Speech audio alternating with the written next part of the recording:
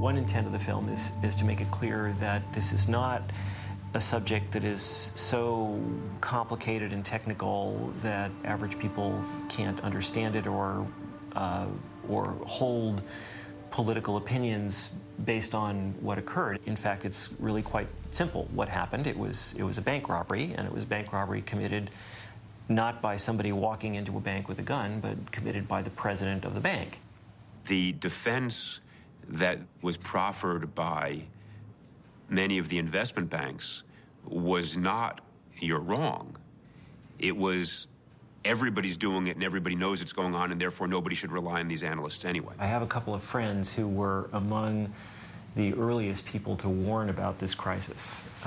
Two of my friends, both of whom appear in the film, actually, they're also professional colleagues of mine from back in my academic days, long ago, are Nouriel Roubini and Charles Morris, both of whom warned about the crisis and the coming of the crisis well before it became publicly known.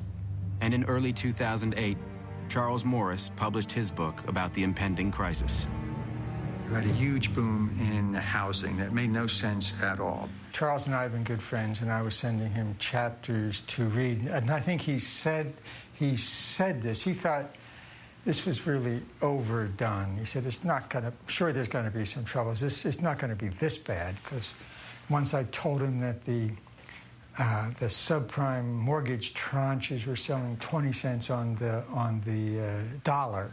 And he said, well, we should buy them. I said, no, and he couldn't really believe that. And then as it happened, it didn't roll out precisely as I said, but it actually did. And that's when I think he got very interested in it. And the further he looked, this looked like another big, bad issue, just like war, you know, with almost the same cost and so forth. We engaged in a really quite massive research project, and for that I read an enormous amount of stuff myself. I talked to an enormous number of people myself. I called upon my various friends and colleagues from academic and policy days. I thought that this was probably a non-makeable film because the topic is so abstract.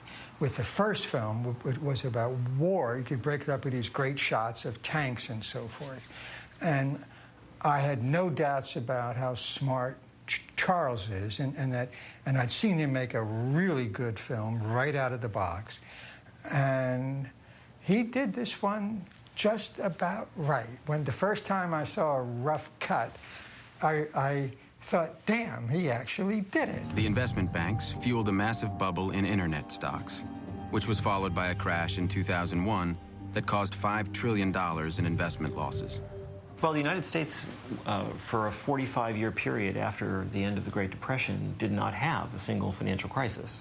And the principal reason for that was the financial services industry was very tightly regulated. Those regulations were removed progressively beginning in the 1980s. And beginning in the 1980s, the United States began having financial crises.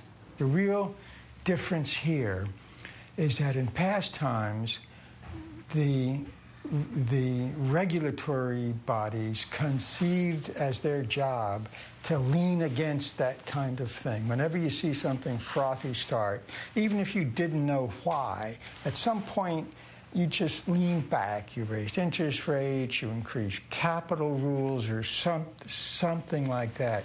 This time, for the first time, regulators cheered it on. I mean, they thought this was the coming state of God's kingdom.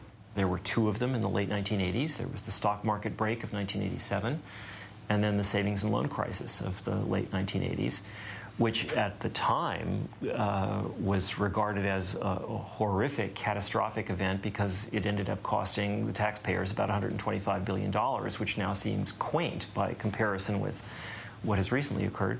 Then there were two more in the late 1990s, and now we have this one. So help me God.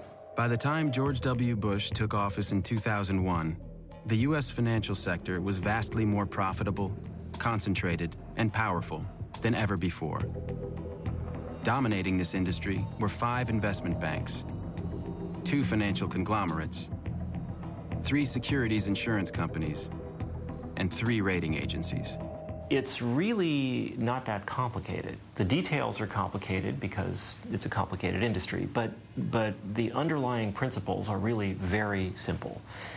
And in fact, one point that I think really has not been made sufficiently frequently about this crisis and the issues in general is even if you didn't do a single thing about increasingly stringent regulation of financial practices, if you were to put 75 senior financial executives in jail for the rest of their lives, I have a funny feeling that financial crises would become less frequent. $600 million of Timberwolf securities is what you sold.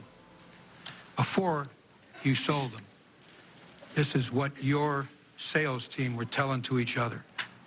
Boy, that Timberwolf was one deal. If I, Charles Ferguson, just kind of went around defrauding people, I would be arrested and I'd be put in jail. And it's really quite astonishing that none of these people have been put in jail. And it's a contrast to what used to happen. In the 1980s, during the savings and loan crisis, several thousand financial executives were put in prison for looting their companies. And the change between then and now is very distressing. I think when I first looked at it about 2001, 2002, there was $1 trillion in credit default swaps, or $500 billion, which sounded pretty big. 3 years later, there was $40 trillion. And I thought, oh, there's going to be a crash. The way that a depression was avoided was by spending several $1 trillion, and we can't keep spending at that level. At some point, the United States is going to have to begin earning its way. The financial industry spent over $5 billion on lobbying and campaign contributions.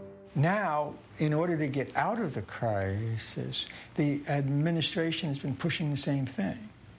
Let's get people back to buying houses, consumer credit, and buying cars, because now the government owns the cars. And we have to face up at some point to that's the wrong thing. We have to shift the economy from one that was 71% driven, the whole GDP was 71% personal consumption in the first quarter of 2007, I think. And we have to get that back down to 65 or 63 or something like that, with the difference going into savings and investment and useful stuff that's very boring, won't be good for the housing industry and so forth. And you can't quickly convert Walmart clerks into Caterpillar workers. So there's a painful readjustment we're going through. And what we've been doing is kind of putting that off. I personally am deeply disappointed with how President Obama and the Obama administration have handled this situation. And I think that disappointment is actually widely shared, and I think that it's growing. And I think that we see evidence of that not just in continuing public anger about the financial crisis and the way that it was handled, and the fact that no one's been called to account with regard to it, but also increasingly people are making parallels between the way the financial crisis was handled and the way the Obama administration is handling other major crises and issues. Of course, the most obvious current example being the oil spill. And there, too, there was a long period of deregulation, and there, too, a lot of cronyism, and there, too, an accident waiting to happen that finally did, and there, too, so far at least, no one has been called to account, and there, too, a lot of innocent, poor people are suffering greatly, and nothing has been done to relieve their suffering. In terms of current dollars, nothing's come close to the Great Depression. That was pretty much 10 long years when unemployment hit 25%. Now, if we kept numbers the same way, now we'd be close to 25% unemployment now, too. But still, even with our not very good social safety net. There's a lot more cash keeps flowing now than it did in the 1920s. But other than that, I think it ranks, it's probably the second worst that we've had in the history of the Republic. I mean, it's really that bad. I do think that we have to get into the budget balancing kind of thing. I think we don't have to rush into it. We could certainly have, extended unemployment benefits for 5 more months without causing the end of the Western world.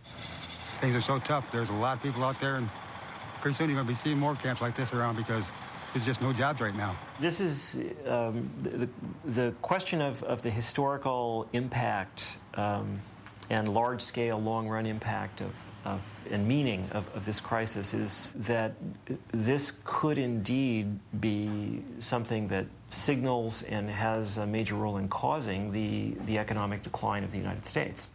Enough people will probably see this film and understand what these guys did, that including members of Congress, that they will be watching the banks like a hawk for the next 5, 7, 8 years. I think this film will do as much for that cause as almost anything else that you could have done.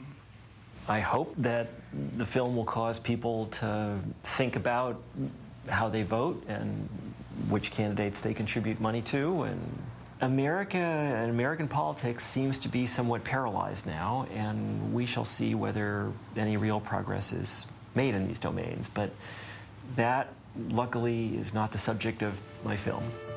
They will tell us that we need them, and that what they do is too complicated for us to understand. They will tell us it won't happen again. They will spend billions fighting reform.